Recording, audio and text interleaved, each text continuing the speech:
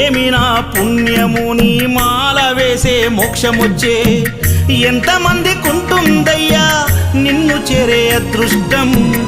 ఆనందం పొంగేనయ్యా నిన్ను చూసిన క్షణం తండ్రి నిన్ను చూడంగానే కన్నీరు తన్నుకొచ్చే ఒక్కసారిగా నన్ను గన్న తల్లిదండ్రులు గుర్తుకొచ్చే చక్కని మల్లె జాజి పూల పరుపు వేసి బంగారు ఊయల గట్టి ఊయలూపనా